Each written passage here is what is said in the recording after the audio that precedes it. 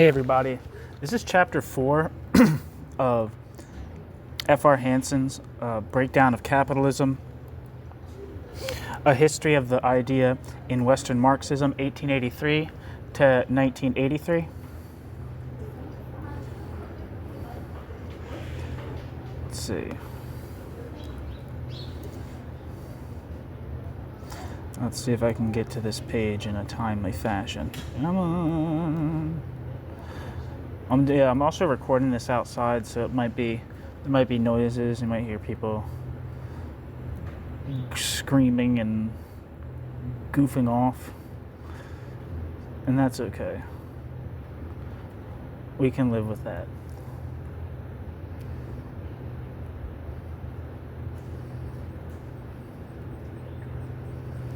Come on. Jesus Christ. Okay, yeah. Chapter 4. Neo-orthodoxy and the general analysis of a politicized economy.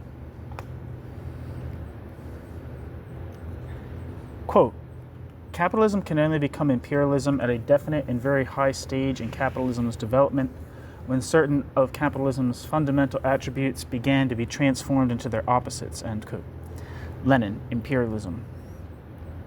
Quote, imperialism is simultaneously a historical method of prolonging the existence of capitalism and the most certain means of putting an end to its existence in the shortest possible time, end quote.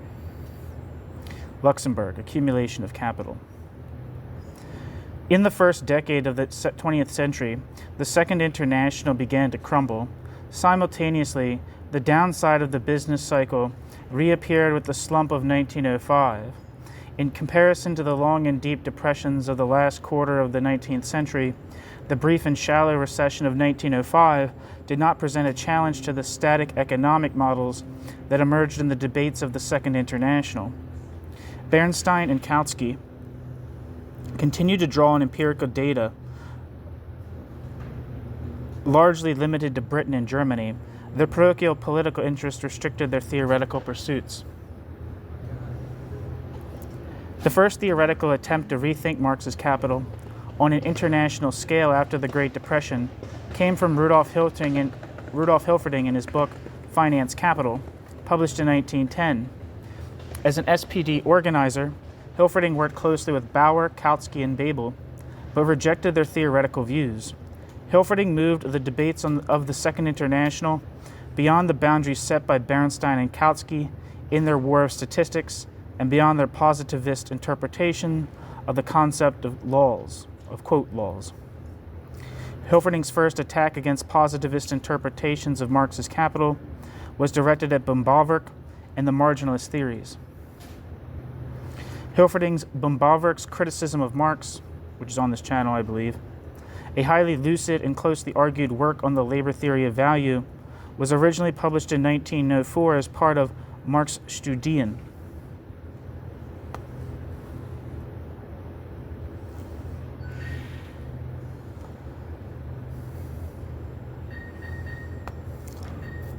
Hilferding's central claim is that the concerns of Marx and those of the marginalist, including Böhm-Bawerk, share no common ground from which comparisons might be drawn. According to Hilferding, Marx defined economics as part of a social structure and attempted to determine its laws of development. Böhm-Bawerk, however, used the individual as the basic unit of economics and was more concerned with problems like price determination than with general forms of analysis.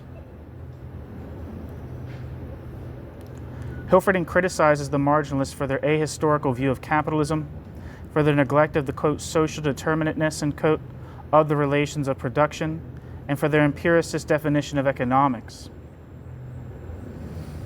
which leads them to misinterpret Marx's labor theory of value.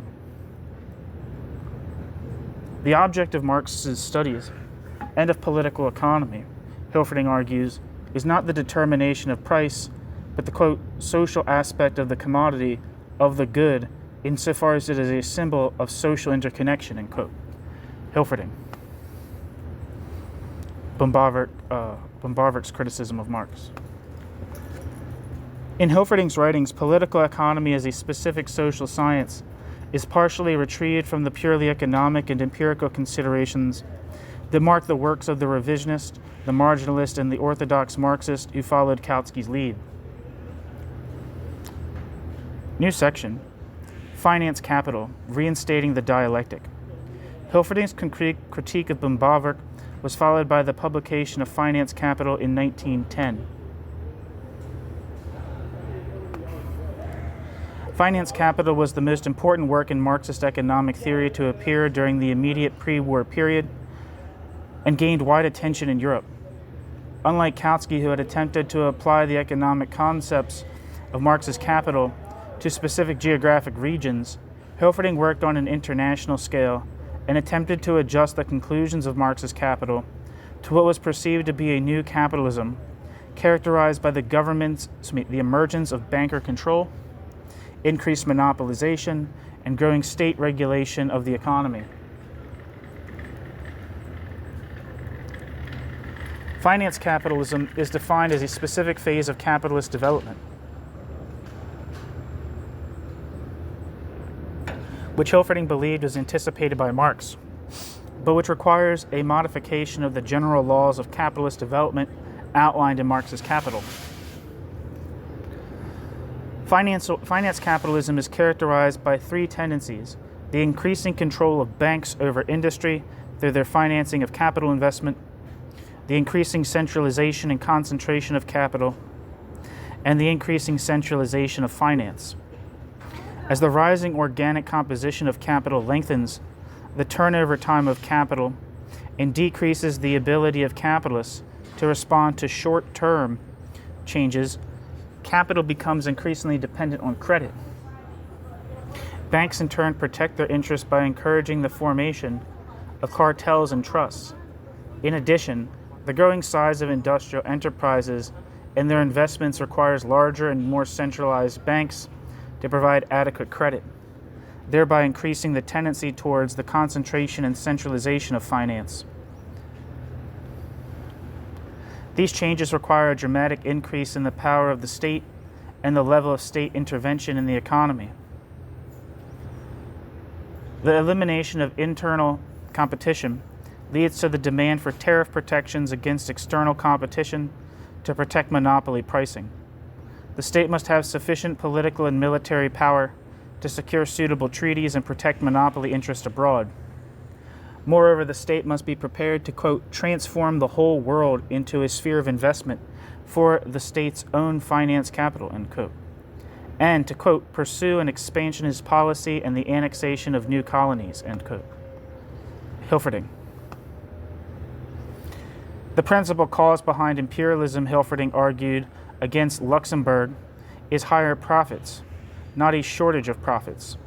Just as Hilferding's analysis of the economy is infused with the political understanding of the state, his theory of imperialism, which had previously been construed as a political phenomenon, analyzed imperialism as the economic policy of finance capitalism, a response to the needs of a changing capitalist economic order.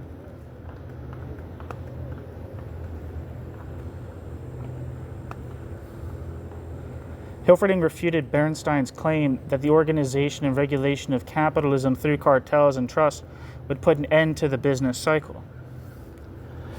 Crises, Hilferding argues, arise from disproportionalities investment between the two departments of production, not from overproduction. Cartels cannot prevent crises or reduce their effects, but can mitigate the effects by transferring them to unorganized industries. Marx had argued that financial crises arise from and intersect with industrial crises, but Hilferding determines that financial crises are improbable under finance capitalism. Nonetheless, industrial crises will continue.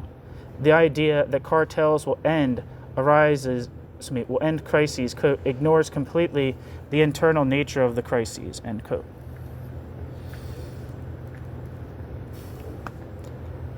Hilferding, Finance Capital. The real threat to the continued existence of capital does not arise from cyclical crises, but from proletarian revolution. Finance capitalism knows well that competition is becoming increasingly a political power struggle, end quote. Hilferding, Finance Capital.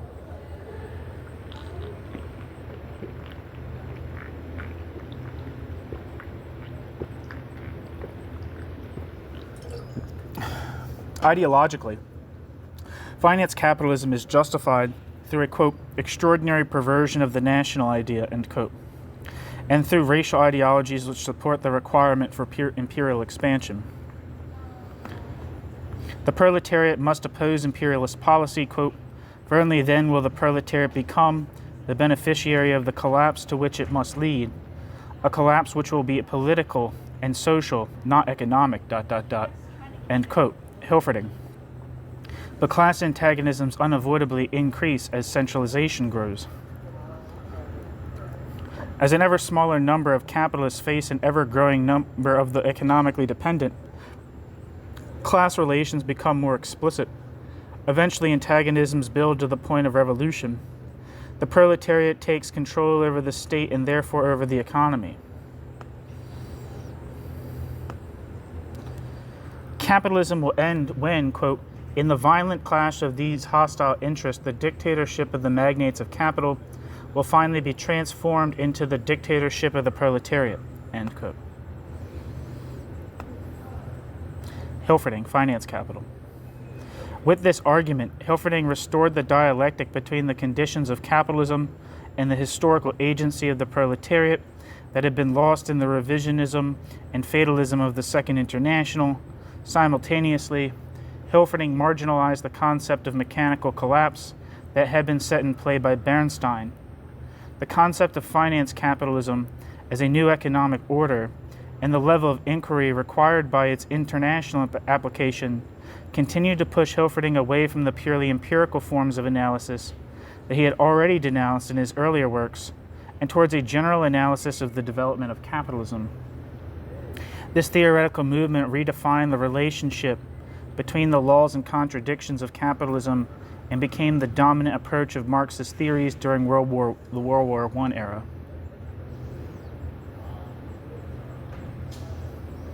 Moreover, Hilferding's particular characterization of capitalism infused his economic analyses with political considerations.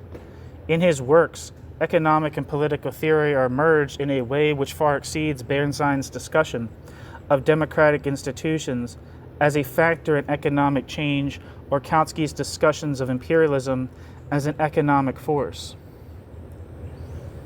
Breakdown theory or its rejection was no longer a purely economic and empirical problem.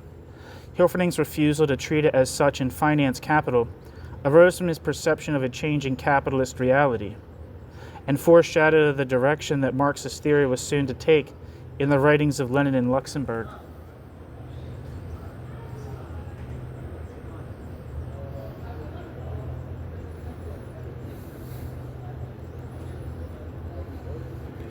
Hilferding's characterization of a new capitalist reality and the approach that accompanied this new characterization were accepted by Lenin and Luxemburg and the generation of Marxist theorists who contemplated breakdown theory during the period between the first revolutionary waves in Russia and the collapse of the proletariat movement in Germany 2 decades later.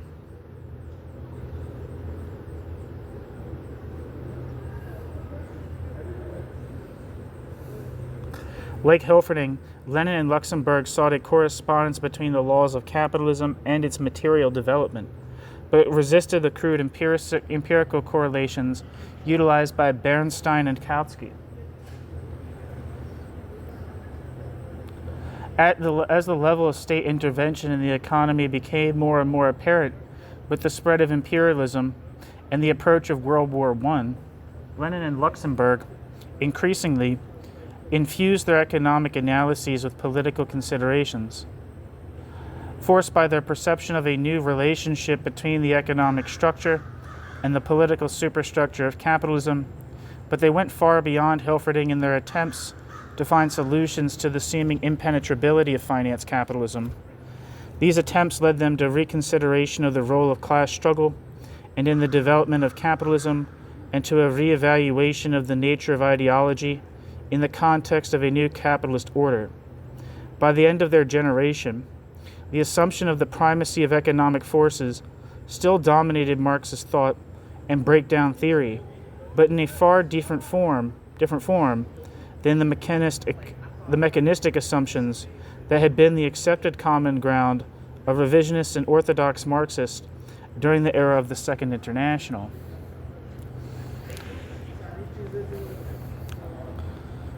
Lenin's earliest and most systematic writings on breakdown arose in response to the extreme form of underconsumptionist theory advanced by the Narodniki.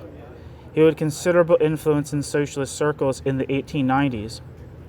In 1899, the book, The Development of Capitalism in Russia, the first extended application of Marx's Capital to a specific historical problem, Lenin argues against the Narodniki contention that capitalism could not expand in Russia without access to foreign markets.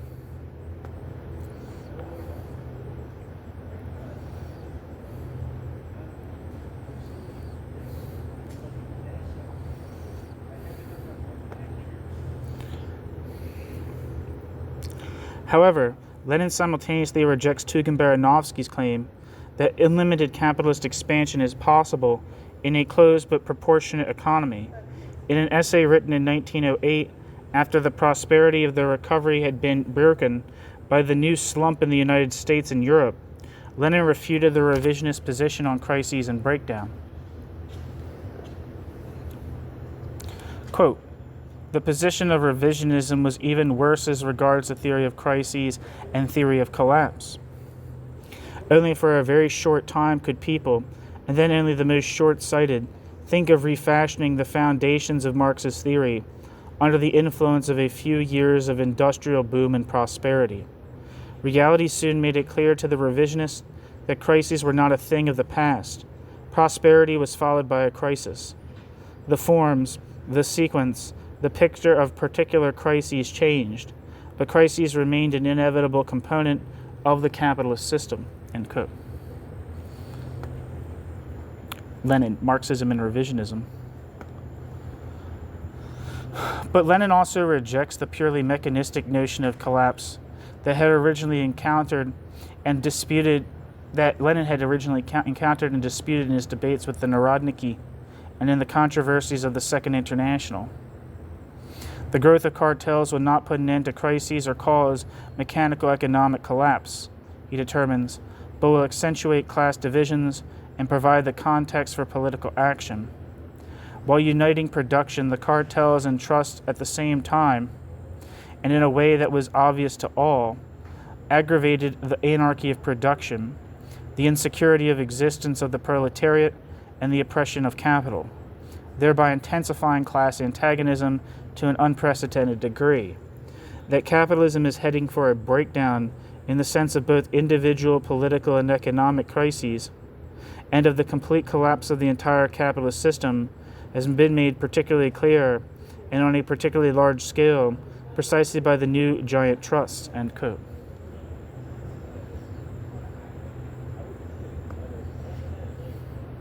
Lenin, in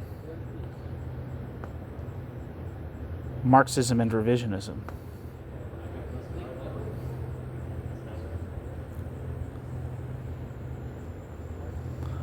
Realization problems cannot be ignored, Lenin argues, but consumption is not a controlling factor in crises. Imperialism will delay the downward movement of accumulation, but will not provide a full resolution to the contradiction between unlimited production and the process of reconversion. In his attempts to reinstate the dialectic of objective economic developments and proletarian revolt, Lenin avoided resolutions directed towards the overtly economic aspects of the contradictions of capitalism and turned instead to political considerations. These considerations redefine the grounds of the controversy and eventually returned to challenge the assumption of economic primacy that had always provided its foundation. In the book, Imperialism, the Highest Stage of Capitalism, published in 1916, Lenin readily agrees with Hilferding's characterization of capitalist reality and finds that, quote, "the beginning of the 20th century marks the turning point from the old capitalism to the new capitalism, from the domination of capital in general to the domination of finance capital," end quote. Lenin, Imperialism, the Highest Stage of Capitalism.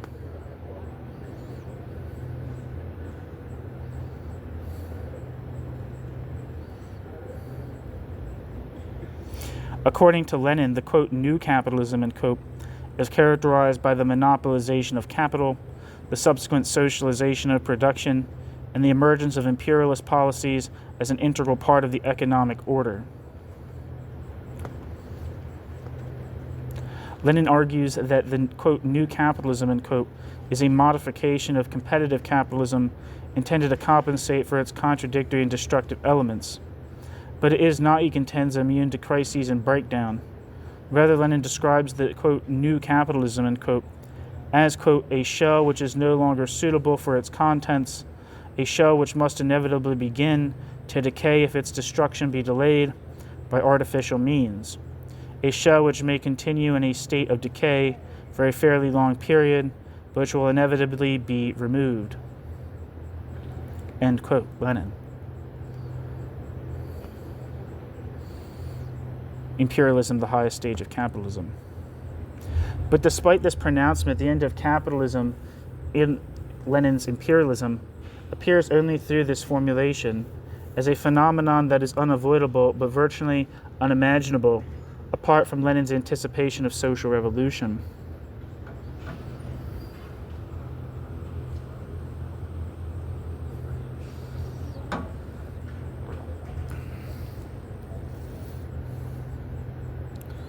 The primary purpose of imperialism and the first demand of finance capitalism, Lenin claims, is the export of capital. Capital investments abroad can be set in motion by substandard wage payments to produce high profits, otherwise unattainable due to the congestion of capital and the falling rate of profit, in developed capitalist economies. Part of the profits obtained abroad, Lenin argues, are used to maintain economic prosperity and to buttress wage rates at home, minimizing the discontent among important sectors of the working class and reducing the class tensions that threaten the capitalist order. Through this argument, the theory of imperialism is linked to Lenin's theory of the vanguard party as the causal force in revolution at a time when capitalism strengthens its grip on the masses and graduous elements pervade the ranks of the proletariat.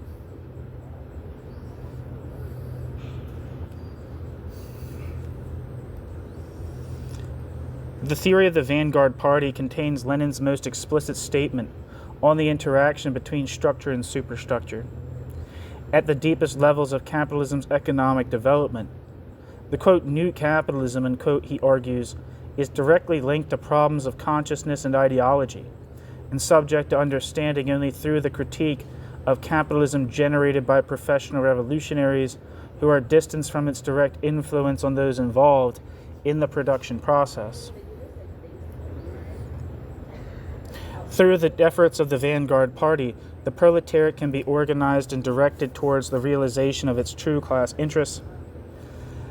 In his discussion of the need for a vanguard party and what is to be done, Lenin concludes, quote, "We shall never be able to develop the political consciousness of the workers by confining ourselves to the economic struggle, for the limits of this task are too narrow, ... The workers can acquire class political consciousness only from without, that is, outside the economic struggle, outside the sphere of relations between workers and employers," end quote. Lenin, what is to be done?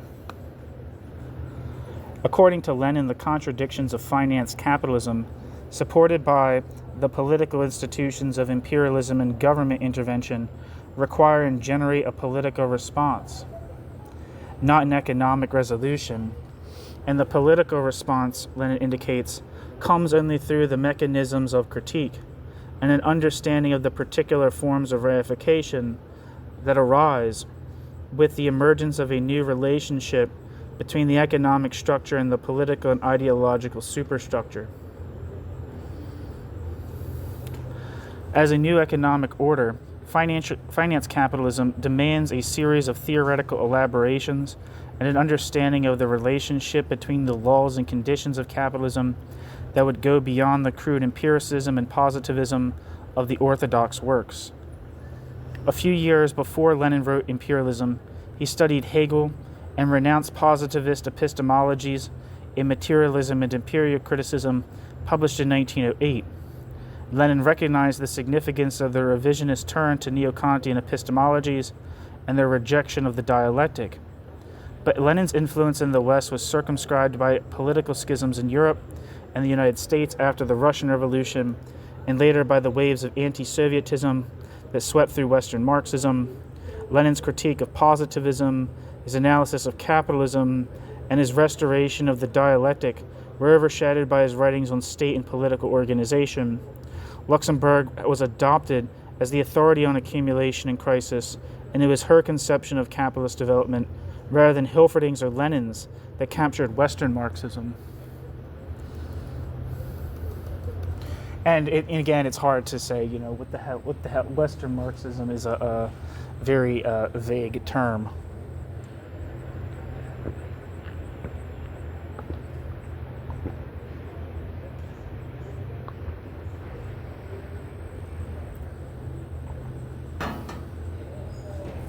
Generally, when I think of Western Marxism, I think of those who took a more openly Hegelian interpretation of Marx, starting with Lukács, the young Lukács, and Karl Korsch, but also like Antonio Gramsci. And then to a lesser extent, because they were so influenced by Korsch, you could probably include most of the first generation of the Frankfurt School. And then other people, did I say they were influenced by Korsch? I guess they were probably influenced by Korsch to some extent. Korsch was at like the opening camp or whatever, the Marxist summer camp or summer school day or whatever the hell it was. That was like where all the Marxists met. It's like a famous picture with like Lukács and Korsch and so on. But they were highly influenced by Lukács, so you can include them. But Western Marxism does not mean exclusively people from the West, and it definitely doesn't mean anti-Soviet, especially Korsch and Lukács when they were writing. They were definitely not anti-Soviet at the time of writing their major works, and Gramsci was certainly not anti-Soviet. So it's the use of this concept of Western Marxism is like it's kind of vague. Anyway, new section: permanent crisis and class consciousness. The most powerful response to Bernstein came from Rosa Luxemburg, one of the founding members of the Polish Socialist Party and the Social Democratic Party of Poland and Lithuania. Luxemburg moved to Berlin and became active in the German SPD in 1898, just as the controversy generated by Bernstein reached its peak. From the floor of the Hanover Congress, Luxemburg denounced Bernstein and argued that, quote, the concept of breakdown of a social catastrophe, end quote, is the crucial factor in separating reformism from revolutionary Marxism. Luxemburg's formal response was published in an article in the Leipziger Volkszeitung in September of 1898. Bernstein reapplied with criticisms of Luxemburg's, quote, false dialectics, end quote, in presuppositions. Luxemburg wrote a second article refuting presuppositions in 1899. Both articles are published as Reform or Revolution in 1900. Unlike Kautsky and Kanov, Luxemburg recognized the breadth and depth of Bernstein's rejection of Marx. Kautsky and Kanov remained tied to the terms of debate dictated by Bernstein, and with him formulated their concepts of breakdown within a positivist classical framework. Luxemburg, however, immediately recognized the resurrection of static classical models and bourgeois epistemology in Bernstein's work, and removed herself from the boundaries of debate that had circumscribed the controversy.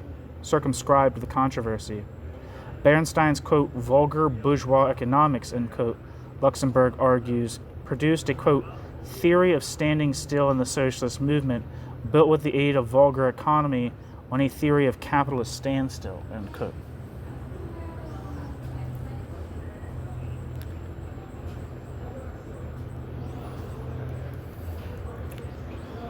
Moreover, Luxemburg reinstates the distinction between cyclical crises and conclusive breakdown, a distinction eroded by Engels, Bernstein, and Kautsky. The theory of collapse, quote, the cornerstone of scientific socialism, end quote, consists of a fundamental idea, which may take, quote, exterior forms, end quote. The fundamental idea, quote, consists of the affirmation that capitalism, or as a result of its own as a result of its own inner contradictions, moves towards a point when it will simply become impossible, end quote.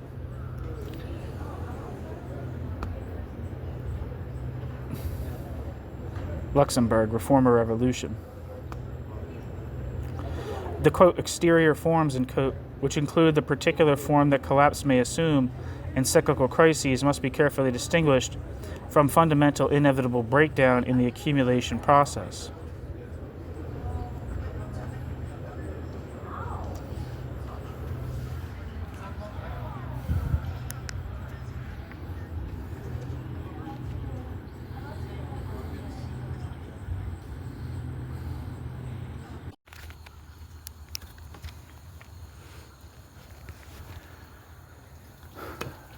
Refuting Bernstein's interpretation of the 1895 recovery, Luxemburg determines that, quote, the people who abandoned Marx's theory of crisis only because no crisis occurred within a certain space of time merely confused the essence of the theory with one of its secondary exterior aspects, the 10-year cycle, end quote.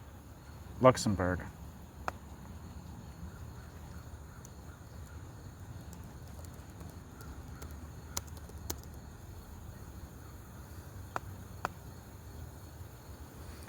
Second.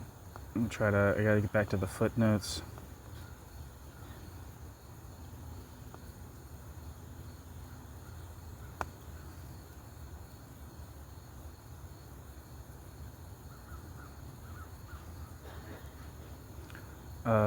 Okay.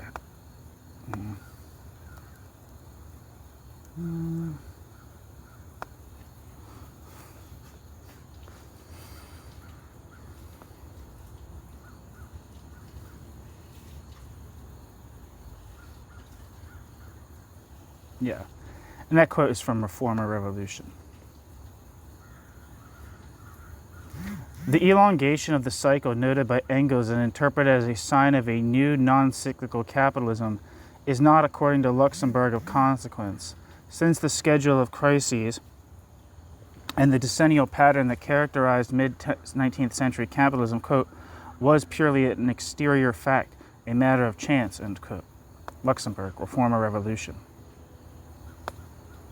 Later, in The Accumulation of Capital, Luxemburg notes that a similar form of confusion takes place among classical political economists. Whereas Bernstein confuses the absence of cyclical crises with the absence of conditions for general collapse, other economists make the fundamental and decisive contradictions of accumulation mistake the fundamental and decisive contradictions of accumulation for inconclusive cyclical crises. Quote, as soon as economic theory gets an inkling of the problem of reproduction, it reveals a persistent tendency suddenly to transform the problem of reproduction into the problem of crises, thus barring its own way to the solution of the question, end quote. Luxemburg, The Accumulation of Capital.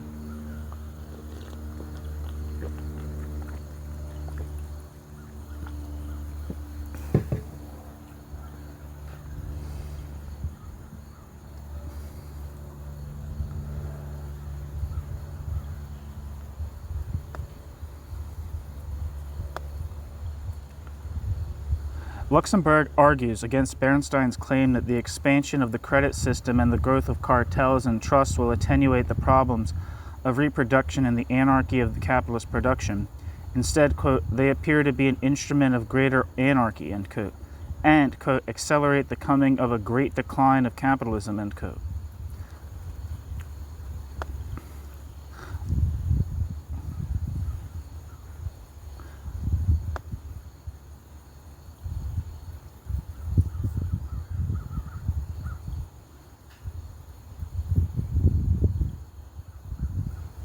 Bernstein's rejection of breakdown theory undermines the scientific basis of socialism. Socialist theory, Luxemburg finds, holds that, quote, the point of departure for a transformation to socialism would be a general and catastrophic crisis, end quote. Luxemburg, Reform or Revolution. The ideas recorded in Reform or Revolution were expanded in the 1909-10 debates between Luxemburg and Kautsky, where the political alternatives for socialist activities were outlined and the political elements of breakdown theory under the conditions of the, quote, new capitalism, end quote, were finally made explicit. Theoretical support for Luxemburg's theory of breakdown was provided in the book The Accumulation of Capital, a book that placed theories of imperialism at the center of the development of neo-orthodox breakdown theory. In The Accumulation of Capital, the role of critique, so central to Marx's work, but lost in the positivist debates of the Second International, is reinstated. Luxemburg formulates a critique of classical political economy, of Marx's schemes of reproduction, and of Tugendbaranovsky's elaboration of Marx's schemes. Accumulation, Luxemburg argues, quote, is more than an internal relationship between the branches of capitalist economy. Accumulation is primarily a relationship between capital and a non-capitalist environment, ... end quote. Luxemburg. Accumulation of capital. From this criticism, Luxemburg formulates the concept of crisis and breakdown employed in accumulation. Although Luxemburg is commonly considered an underconsumptionist, she does not argue that the final contradictions of capitalism rest on an insufficient demand for consumption goods. Instead, Luxemburg finds an inherent chronic insufficiency of demand in markets in all branches of production. Luxemburg determines that the collapse of capitalism is a logical consequence of the process of accumulation at a time when there is a serious shortage of markets. Luxemburg rejects Marx's law of the falling rate of profit, arguing that the tendency is automatically neutralized by counteracting forces and may be reversed if real wage rates are constant.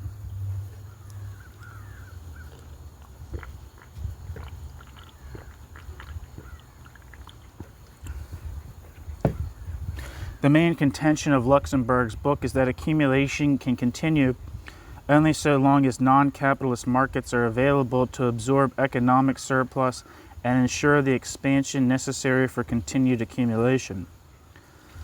The book, Accumulation of Capital, is a sharp critique of the colonialist and imperialist policies that arose from the continuous need for new markets as outlying home markets and older foreign markets were converted into capitalist economies. In Accumulation, Luxemburg concludes that the expanded reproduction schemes of Capital Volume 2 do not accurately account for capitalist development because they do not take realization problems into consideration. Realization problems, she contends, are crucial in the context of a closed capitalist society fraught with increasingly limited market outlets. Luxemburg argues that capitalism must turn to non-capitalist societies in order to realize the surplus value necessary to continue accumulation. Capitalism, Luxemburg claims, has survived into the 20th century only by virtue of colonialism and imperialism. Once all non-capitalist societies are converted to capitalism through imperialism, the collapse of capitalism becomes a logical necessity. Quote, for capital, end quote, Luxemburg writes, quote, the standstill of accumulation means that the development of productive forces is arrested and the collapse of capitalism follows inevitably as an objective historical necessity, end quote. Luxemburg. But Luxemburg argues that proletariat revolt, which reflects the decay of the capitalist system, may bring about collapse before the society reaches, quote, this natural economic impasse, end quote. Luxemburg, the accumulation of capital.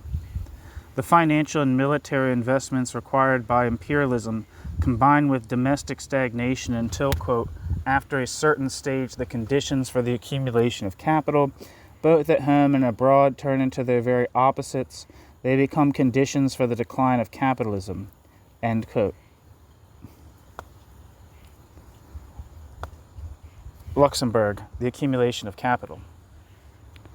According to Luxemburg, the collapse of capitalism would not be followed by an automatic transition to socialism, but could result in barbarism if the proletariat failed to intervene in an appropriate manner. However, the exact nature of proletariat intervention, Luxemburg argues, must not be crystallized prior to collapse. Predetermined forms of intervention increase the risk of duplicating capitalist forms of domination and reification. Like Lenin's theory of the vanguard party, Luxemburg's political theory arose from her understanding of the interaction between structure and superstructure. Her argument for the necessity of spontaneity reflects her recognition of the relationship between capitalism and consciousness and precludes any consideration of the economy or its corresponding ideology as autonomous forces. In her analyses of the actual process of breakdown, Luxemburg infuses economic theory with the political considerations of imperialism. In her analysis of collapse and the probable nature of its aftermath, Luxemburg infuses economic theory with the considerations of ideological residues and the limits of consciousness. Luxemburg's method in accumulation follows the form of general analysis found in Marx's Capital.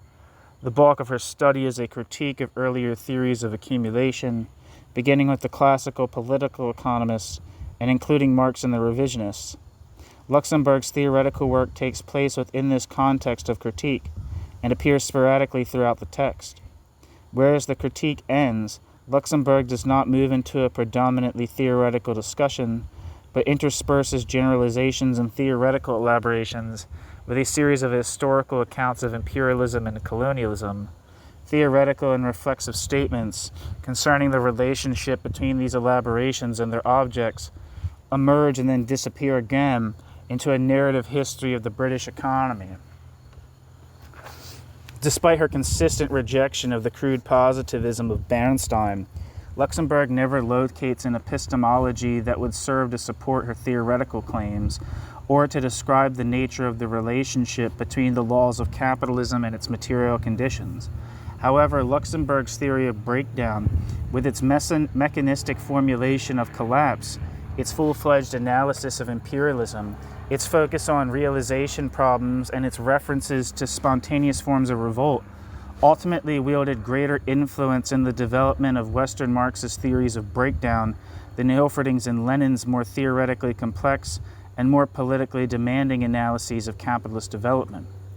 The dissemination of her theory of breakdown in the West was accelerated by Georg Lukács's promotion of the idea. Lukács's purpose in History and Class Consciousness, written in 1922, was to restore Marx and reinstate Hegel in the dialectic after the revisionist onslaught.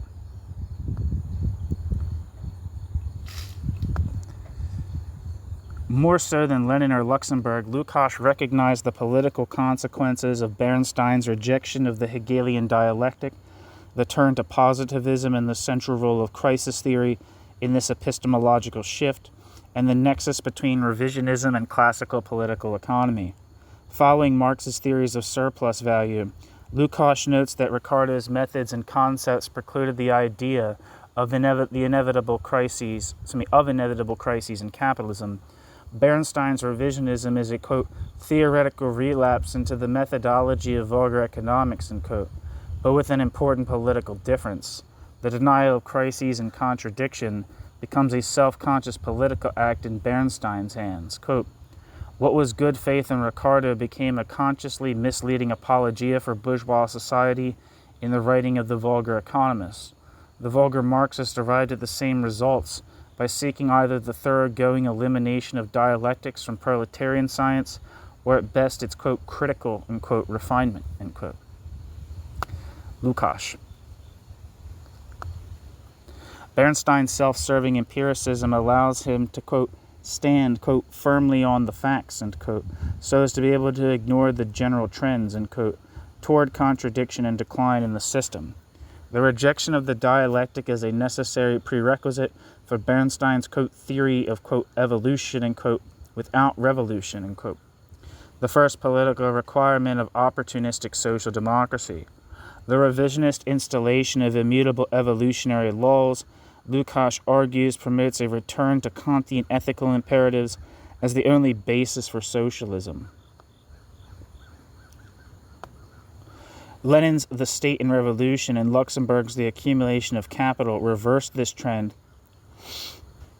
by reinstating the objective conditions for crises and revolution and the, quote, literary, historical, end quote, methodology of capital, a methodology that recognizes the dialectic and the central role of epistemology in reaching proper political conclusions.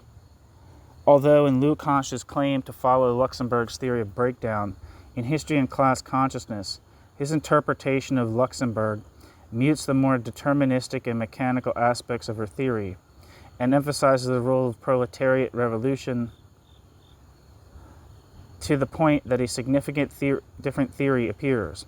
For Lukács, as for Luxemburg, recurring crises are not a cyclical process apart from the, quote, permanent crisis, unquote, of capitalism, the objective limits to accumulation, but are simply acute moments in an ongoing movement towards decline.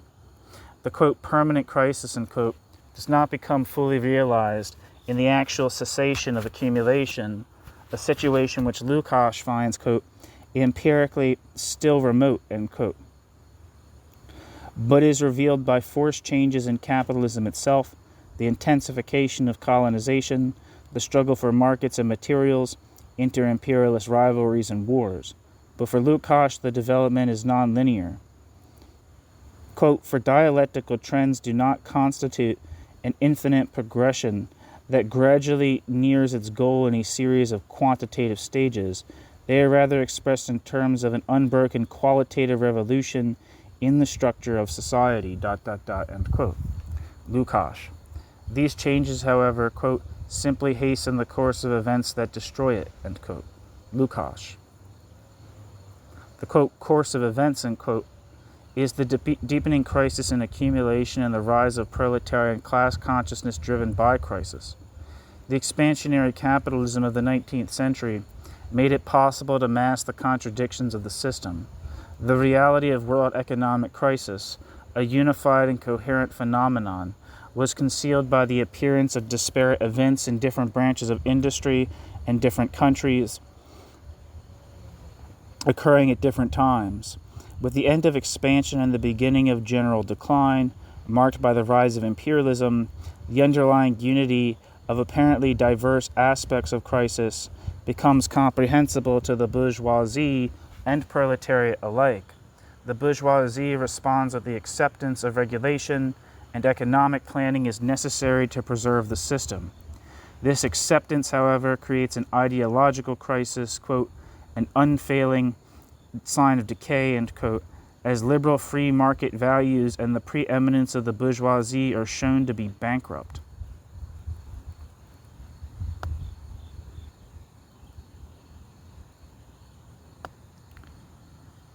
For the proletariat, acute crises mean that revolution, quote, has now become objectively possible, end quote. Class consciousness takes an authentic, visible form only when, quote, an acute crisis in the economy drives it to action, end quote. Otherwise, class consciousness, quote, remains theoretical and latent, corresponding to the latent and permanent crisis of capitalism, end quote. As long as class consciousness is lacking, quote, the crisis remains permanent. It goes back to its starting point, repeats the cyclical, end quote, until, through long suffering, the proletariat is forced to act. For Lukács, then, the end of capitalism comes only with proletarian revolution. I keep saying proletariat revolution, that's so weird. Proletariat revolution, and revolution comes only with the class consciousness fermented by inevitable economic crises.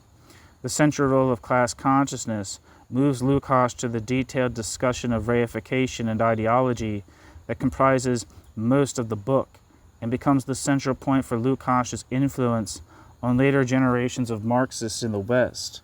The attack on revisionism, Lukács' inspiration and purpose in history and class consciousness, and the central role of economic crisis were quickly set aside in the attempt to install Lukács as the, quote, origin of Western Marxism, with its growing concern for consciousness, ideology, methodology, and philosophy, and the displacement of the study of the economy and analyses of the objective conditions of capitalism.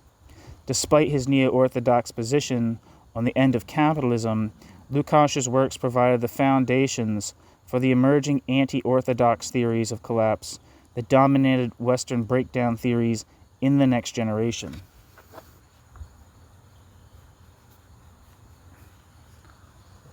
New section, the emergence of anti-orthodox forms in Europe.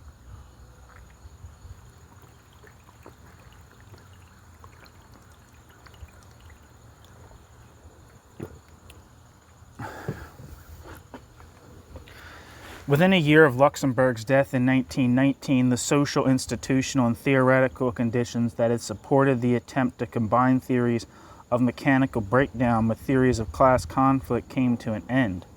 The German Revolution, the last hope of Lenin and Luxemburg for the imminent end of capitalism in Europe, was defeated in 1920. In Hungary, Romanian troops toppled the Commune and installed a counter-revolutionary government. The Austrian socialists broke their reformist coalition with the bourgeois regime, but capitalism was already restored and no longer susceptible to destabilization. In Italy, the workers' revolt in Turin fell to the joint efforts of the factory owners and the liberal government.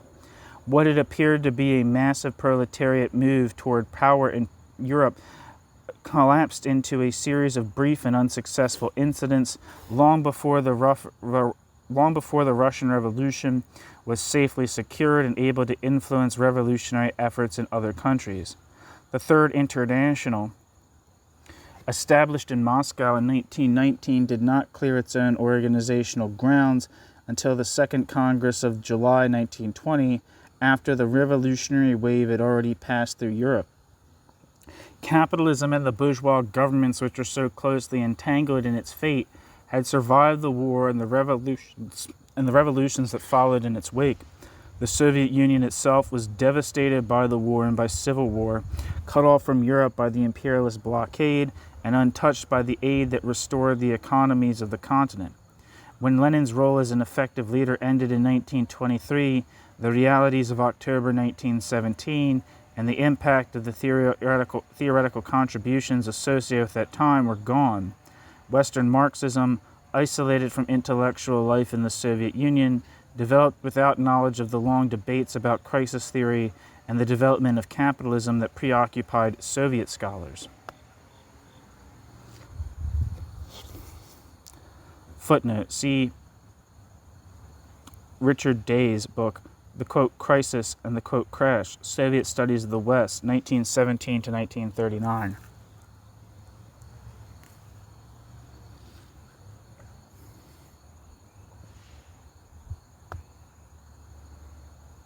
But the isolation was not complete. When the Marx-Engels Institute in Moscow began the compilation of the first volume of the collected works, it worked in conjunction with the Institute of Social Research founded in Frankfurt in the year of Lenin's death to promote Marxist scholarship. Under the direction of Karl Grünberg, a member of the Austro-Marxist school and a historian originally based at the University of Vienna, the Frankfurt Institute accommodated communists and social democrats and published a journal entitled History of Socialism and the Workers' Movement. The first volume in the Marx-Engels Gesamtausgabe, Mega, was published in Frankfurt in 1927 under the joint auspices of the Institute and its Moscow counterpart. Despite the proliferation of material and political conditions that ran counter to a neo-orthodox perspective, Grünberg maintained a neo-orthodox position on the central issues of Marxism and hoped that the Institute would become a mainstay of Marxist scholarship in a hostile Europe. While Grünberg was still in Vienna before assuming his position at the Institute, Grünberg met Henrik Grossmann, who was studying economics under Bumbawerk. In 1925, Grünberg offered Grossmann a position at the Institute. Grossmann's lectures there between 1926 and 1929 were published in 1929, the year of the stock market crisis, as the book, The Law of Accumulation and Collapse in the Capitalist System, the first volume of the Institute's Schriften.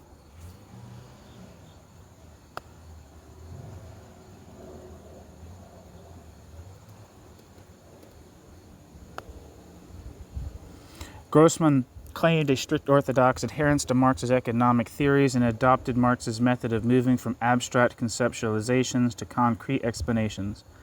In The Law of Accumulation, the most detailed and elaborate study of breakdown since Luxemburg's accumulation and the most significant product of Marxist scholarship during the interwar years, Grossmann returned to the notion of the falling rate of profit, long neglected or rejected by Marxist theorists. Grossmann claims that capitalism contains a material set of contradictions that necessarily result in breakdown and are located in the realm of production. Apart from problems of realization, these contradictions, Grossmann argues, are not manifested in underconsumption or disproportionality, but in the tendency of the rate of profit to fall that arises from the absolute and unavoidable overaccumulation of capital. In the face of the suppression of proletarian revolution in Europe and the political isolation of the Soviet Union, breakdown theory was once again returned to the realm of economic determination and mechanical collapse. Drawing from the third volume of Marx's Capital and from Otto Bauer's mathematical models, Henrik Grossman plots the rise of the organic composition of capital and the corresponding fall in the rate of profit for a period of 35 years. Grossman concludes that the profit rate cannot maintain a satisfactory level of accumulation past the second decade of development in the hypothetical scheme. Although Grossman gives careful consideration to the offsetting forces of a growing mass of profits, Grossman remains convinced that the new markets provided by imperialist policies would not suffice to raise the mass to a point where overaccumulation would be mitigated. According to Henrik Grossman, the counteracting tendencies outlined by Marx could delay the collapse of capitalism, and the presence of intense class struggle could speed its arrival, but the system itself contains an absolute economic limit that could not be avoided indefinitely or met long before its time. Grossman was never explicit about the exact relationship between this 3-decade scheme and the material conditions of capitalist development in the 20th century. But Grossman was careful to note that different levels of abstraction account for the relevance and power of certain predictive factors in economic analysis, and was adamant about the distinction between materialism and empiricism. The quietistic implications of Grossman's emphasis on objective conditions and his steadfast denial of the relevance of realization problems drew sharp criticism from theorists such as Fritz Sternberg, who more closely followed the neo-orthodox positions of Lenin and Luxemburg. Moreover, his insistence on the primacy of economic forces was quickly rejected by the Institute's inner circle, a group of younger scholars who had already expressed disapproval of the neo-orthodox positions of Grünberg, Neumann, and Wittfogel, all older Institute members. The Institute's most direct response to Grossman was issued by Friedrich Pollack in the second volume of the Institute's Schriften, Experiments in Economic Planning in the Soviet Union, 1917 to 1927, published in 1929, a book which, it should be noted, served as the object of Paul Baran's apprenticeship at the Institute. Here, Pollack argues that the growing use of government controls can contain the economic contradictions of capitalism for an indefinite period, and that the trend is toward a proliferation and stabilization of state capitalism, not towards the collapse of capitalist economies. Pollack emphasizes the role of technological advancements and increased defense spending in absorbing surplus and raising profit levels. Although Pollack depends heavily on economic analysis, Pollack stresses the politicization of the economic realm in a way that implicitly challenges the notion of economic primacy. Members of the Institute's inner circle supported Pollack against Grossman, and the Institute ceased to publish Grossman's work after 1934. In 1937, Grossman emigrated to the United States to join his colleagues in New York, but his relationship to the members of the Institute became increasingly fragile. Grossman maintained his association with the Institute until 1940, but during his 14 years as a member, he had never functioned as a significant force in the Frankfurt School's intellectual development. Pollack's emphasis on the politicization of the economy and the Institute's general support for his position did not constitute a simple extension of the shift in breakdown theory that began with studies of state intervention and imperialism by Hilferding, Lenin, and Luxemburg.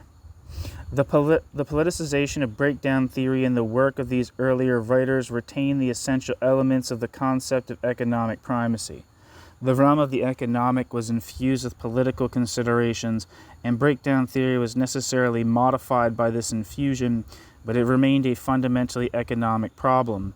At no point did Hilferding, Lenin, or Luxemburg suggest that the relationship between the economic structure and the political superstructure had been radically altered with the emergence of a, quote, new capitalism, end quote. Their recognition of state intervention and their concern with ideology led them to an understanding of the interactions between structure and superstructure that had escaped the revisionist and the orthodox Marxists of the Second International. But this understanding did not bear significant consequences for their commitment to the concept of the primacy of economic forces and the method of general analysis that Hilferding, Lenin, and Luxemburg adopted from Marx's Capital. In reaction to Bernstein and Kautsky and other empiricist testing of the works of Marx, Hilferding, Lenin, and Luxemburg pushed general analysis to its final form. Luxemburg, whose influence ultimately prevailed, remained caught in the positivistic schism between empirical and general analysis that obscured the discourse of the open dialectic in Marx's thought. Luxemburg's understanding of the interaction between structure and superstructure faltered on an unresolved epistemological problem that left the laws and conditions of capitalism unmediated, and the range of theoretical possibilities enlarged but even less clearly defined. However, Pollack, and to an even greater degree other members of the Institute, such as Marcuse and Adorno, used the politicization argument, which stressed the interplay between structure and superstructure in the context of economic determinacy, as the primary justification for a much more dramatic shift towards superstructural analysis. Their analysis placed a new emphasis on the superstructural aspects of capitalism as the key to its functional reality and its continued survival and expansion in the 20th century. With this shift, superstructural phenomena were seen as the locus of capitalist development and as the proper point of inquiry for breakdown theory.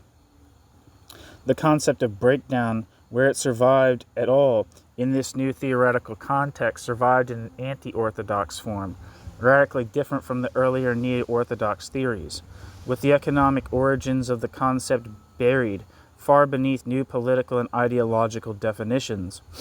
The economic concept of the, quote, internal contradictions of capitalism, and, quote, so central to the development of the theory of capitalist development, was eventually displaced, and the economic analysis of the survival mechanisms of capitalism under bourgeois state control, so important to the theorists of the revolutionary period, was radically reformulated. The considerations that preoccupied the new generation of European Marxist theorists strayed far from an immediate reading of Marx's Capital, and even further from any anticipation of the imminent collapse of capitalism or the imminent rise of proletariat revolution. Theoretical developments in the United States did little to stay the trend. And that's the end of Chapter 4 of Hansen's Breakdown of Capitalism, or The Breakdown of Capitalism.